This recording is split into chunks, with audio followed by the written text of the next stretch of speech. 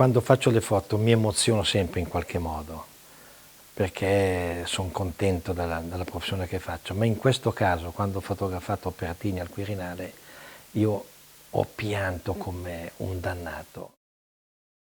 Mi portano in un salone lunghissimo e mi dicono di accomodarmi Io mi accomodo, là in fondo vedo che si apre una porticina e un omettino, tac, tac, tac, tac, tac, viene verso di me. Io ho capito che era lui. Mi sono messo a caragnare, insomma ero in lacrime. Lui sente che io piango, affretta il passo, io non sapevo più dove andare, vado verso di lui mi dà 2 pacche sulle spalle, giovanotto, giovanotto, ma non faccia così, non faccia così. Evidentemente ero super emozionato da questo uomo straordinario.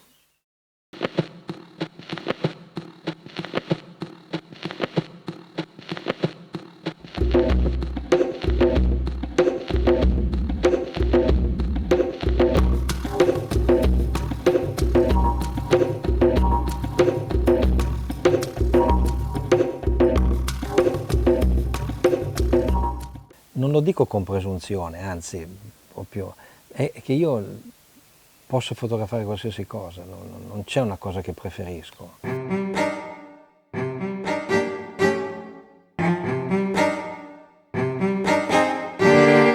Carlo Orsi appartiene a una generazione che era figlia di una concezione particolare della fotografia di un tempo. Il fotografo era assolutamente un fotografo, non era un fotografo di genere, non era un fotografo di ritratto, non era un fotografo di reportage, non era un fotografo di moda, faceva proprio tutto.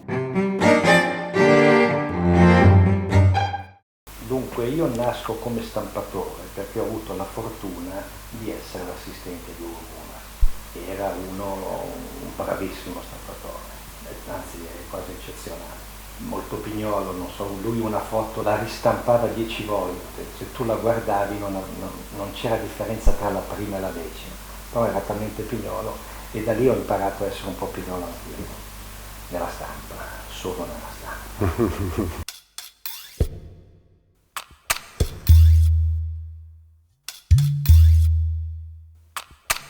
Ci sono delle foto belle che possono diventare bellissime in camera oscura, ci sono delle foto, parlo anche da negativo, fatto male tecnicamente, che le puoi salvare in camera oscura.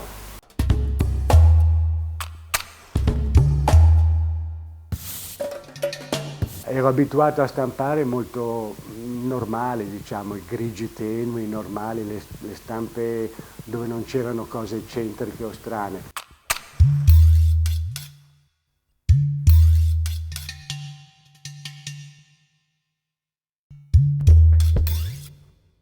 Come sono andato dal Carlo mi si è aperta una visione totalmente diversa, perché lui, usando carte contrastate, proteggendo con le mani, riusciva a ottenere una qualità che i fotografi di allora, insomma, non avevano. Quando qui sviluppi la foto, puoi prendere la foto in mano e strofinare la parte più chiara, cioè riscaldare. Se tu riscaldi la parte più chiara, ossia riscaldavi questa cosa qui, sarebbe diventata tutta la montagna uguale. A un certo punto mi ero stancato di salvare le fotografie degli altri e mi sono messo a fare le fotografie io.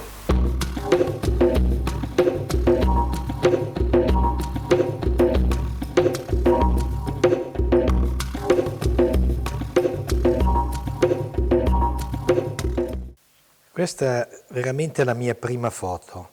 Avevo 16 anni e mezzo e sono riuscito a conquistare Domenico Porzio, caporedattore di Oggi. Scusate se è poco.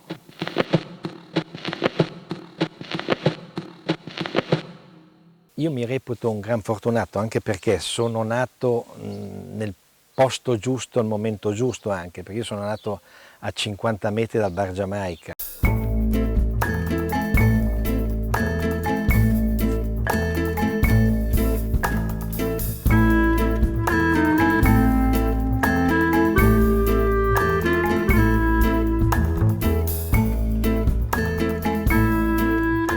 Giamaica ho conosciuto tutti i pittori, io ero affascinato dai pittori e dagli scultori.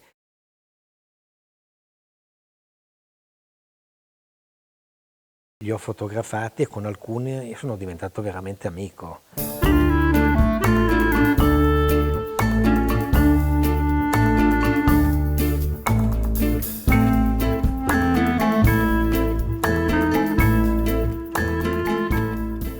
La cosa stupenda, sai cos'era?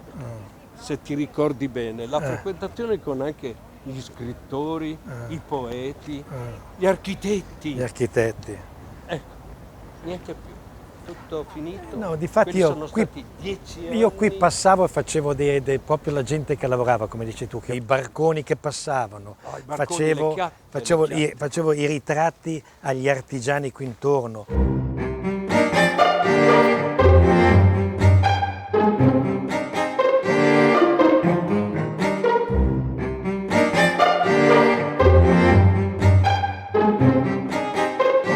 Nel 65 esce questo libro su Milano,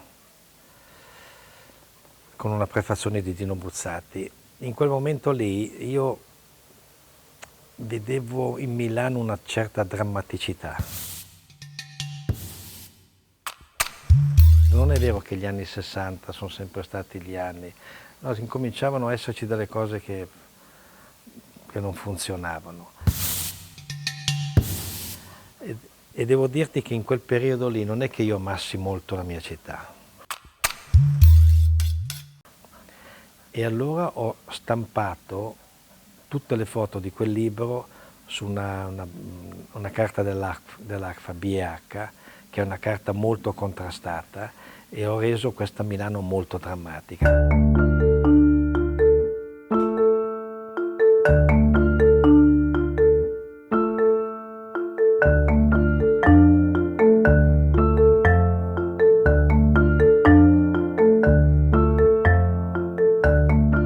C'è un'immagine che è tipica della Milano degli anni 60 con il Duomo, il primo piano del monumento a Vittorio Emanuele un po' più scuro e una nebbia intorno che ormai non conosciamo, non vediamo neanche più, quasi letteraria.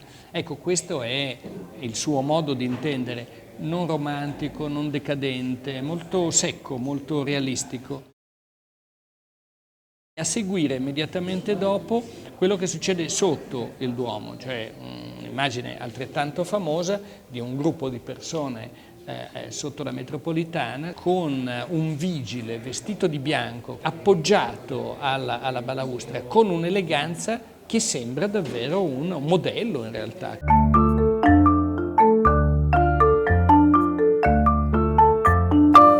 C'è questo libro qui che è in vendita a 1.500 euro. È diventato un po' un libro da collezione.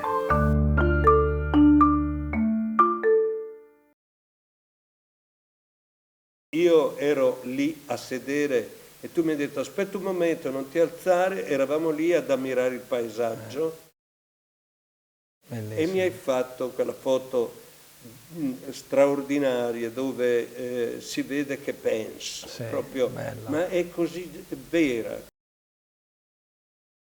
Io ne approfitto subito e pam, gli salto le spalle e gli faccio.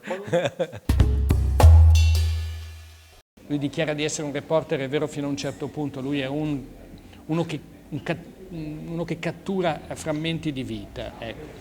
Insomma, qui si ruba. Sì. Si ruba. Siamo dei ladri. Siamo dei ladri e gentiluomini però.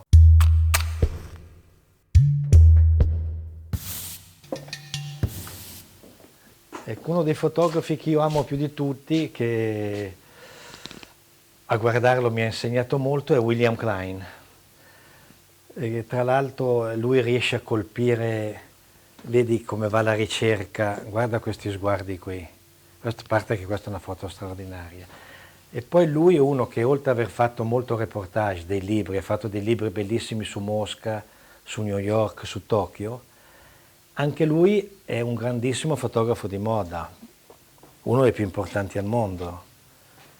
E poi tratta come me, vedi, molto contrastata la fotografia. è un fotografo che io amo molto. La bravura del Carlo è la capacità di avere l'occhio che è proprio la macchina fotografica, cioè lui è l'estensione della la macchina fotografica è l'estensione del suo occhio.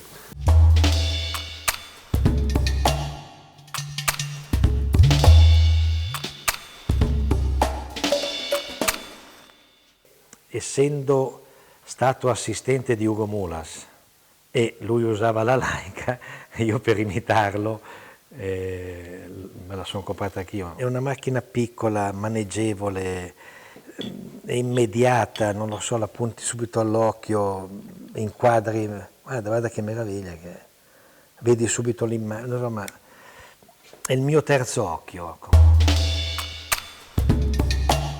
E poi, per esempio, sempre per riferimento alla moda, quando ti capitavano degli abiti neri, è un po' difficile fotografare in nero, tu lo illumini bene, però poi quando lo stampi è nero. Invece con la Leica io riuscivo a far vedere la materia del nero.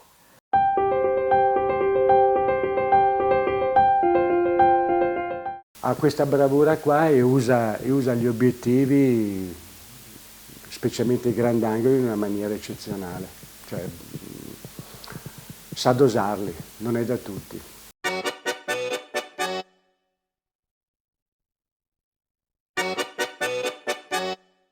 L'obiettivo che io uso più spesso è il 35, 114 per l'esattezza, ossia molto luminoso, perché voglio fotografare in qualsiasi situazione senza usare i flash che non ho mai usato d'altronde.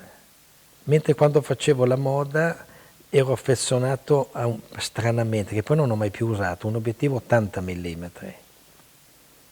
Va a sapere perché.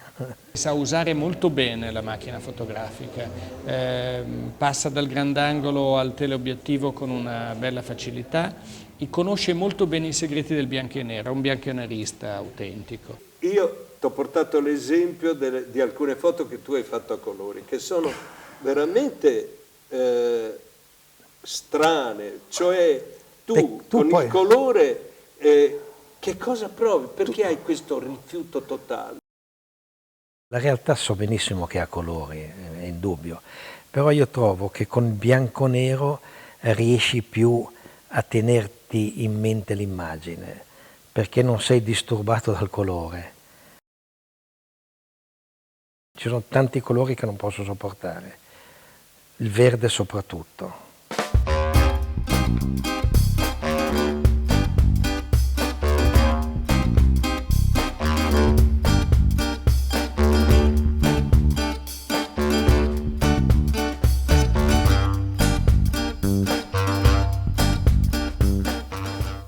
Io abito qui, questa è la mia casa, ci abito dal 1969 e qua c'è il mio archivio. Adesso vi faccio vedere. Dunque, per realizzare questa foto ho lavorato un giorno intero a Bergamo, però ero scontento, continuavo a lavorare, ho fatto diverse inquadrature, ma non ero contento, non ero soddisfatto, perché io normalmente quando so che ho la foto smetto di fotografare. Poi a un certo momento l'autista si è fermato per far benzina sulla tangenziale di Milano, io ho visto un'inquadratura, ho detto tiriamo fuori moto, rifacciamo tutto, trucchiamo la modella e ho fatto queste immagini qui che è l'ultima foto scattata dopo un giorno di lavorazione. Io mi ricorderò sempre quella fotografia di quella ragazza che è su una moto con due gambe che erano la fine del mondo e quelle gambe erano una scultura. Tu cosa provi quando fotografi una scultura? In particolare le tue sculture, perché sai, io non è che fotografo tutte le sculture, tu lo sai. Lo so. Le tue in particolare perché sono veramente molto spettacolari, quando ci sono degli interventi della luce sulle cose che tu fai, io sono affascinato dalle tue sculture. Queste foto qui sono due foto che ho fatto per Crizia e doveva venire fuori una donna che è anche un po' acculturata, ossia che ama le opere d'arte e che ama le sculture. E normalmente, voglio dire, mi è sempre andato bene il rapporto con la donna. E poi anche quella lì è una fortuna, perché sai, siccome a me in realtà piacciono le donne.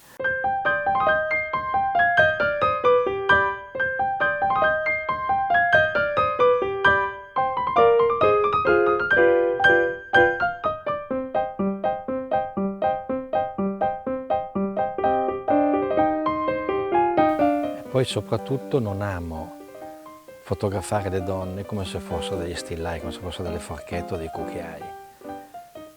La donna statica non mi piace, deve sempre fare qualcosa.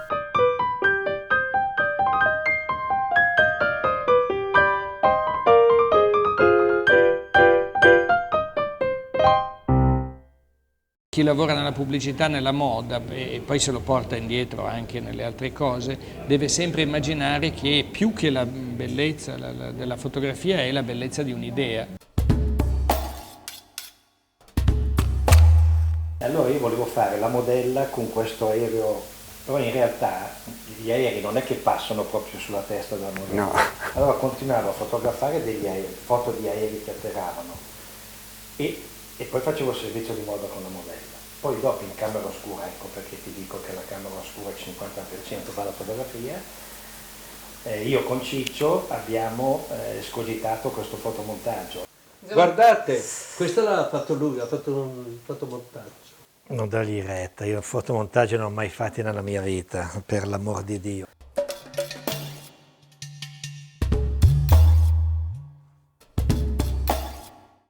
Ero insieme a delle donne meravigliose, in più mi davano un sacco di soldi e lì la mia debolezza, insomma, se vuoi, poi da lì ho continuato a fare la moda.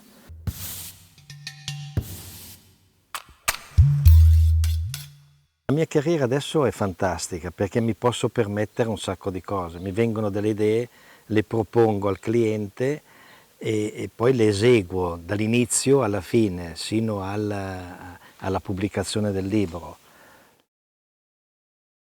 L'anno scorso un cliente di una fabbrica di cashmere mi propone di fare un libro per il 75° anniversario della sua ditta e voleva fare un libro con le sue maglie indossate da VIP, lui mi dice. Allora gli dico cosa intende lui per VIP e mi fa dei nomi di veline, di calciatori.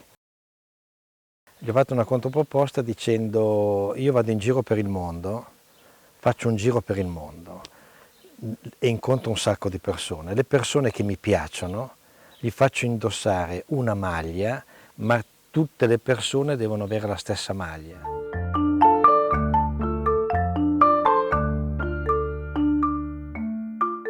Guarda che meraviglia!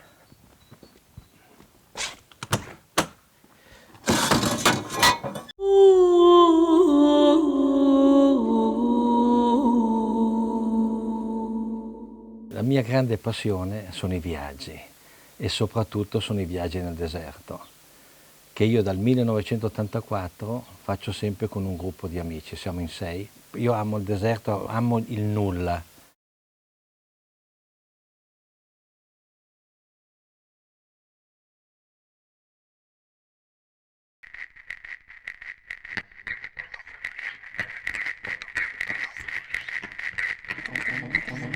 Devono buttare giù il muro, Berlino, io non potevo non esserci.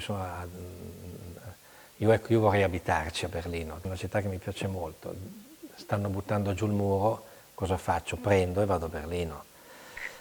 E ho fatto una sequenza di foto di questo passaggio di anticomunismo, insomma. E allora vedevi che in realtà le guardie di là, che sempre le guardavamo come dei volpos, poi invece attraverso il muro dal buchettino salutavano, sorridevano, erano felici anche loro del crollo del muro.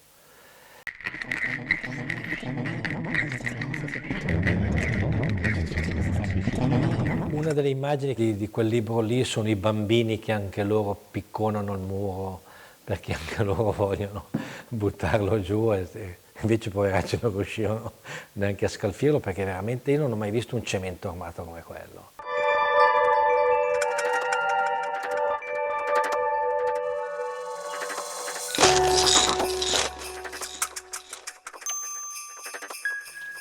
Per quanto riguarda il viaggio in Tibet, allora vengo contattato da questo dottore di Interplast è un viaggio umanitario, si svolgeva in una città del Tibet che si chiama Shigatse, questa povertà assoluta, questa gente che ha bisogno di aiuto, e ho lavorato veramente molto lì, ma con grande soddisfazione.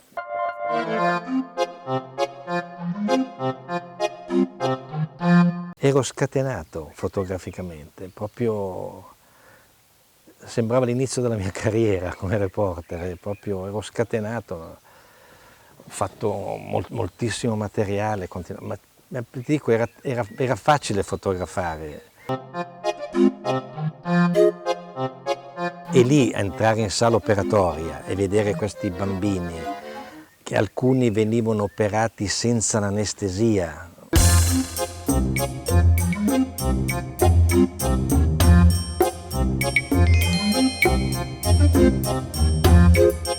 Perché non si poteva fare l'anestesia un bambino in particolare perché era troppo piccolo.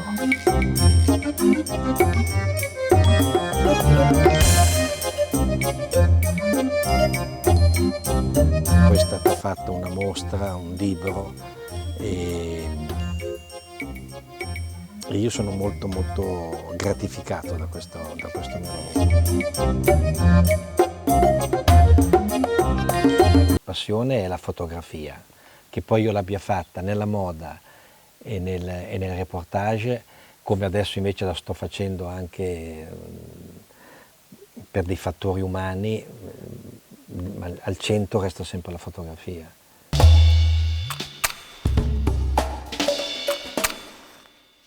Ecco, io di digitale preferirei stendere un velo, perché proprio sono completamente disinteressato, non me ne frega niente, fa delle foto piatte, non mi interessa, sarà per un'altra generazione, non la mia, io non morirò con il negativo, con la pellicola.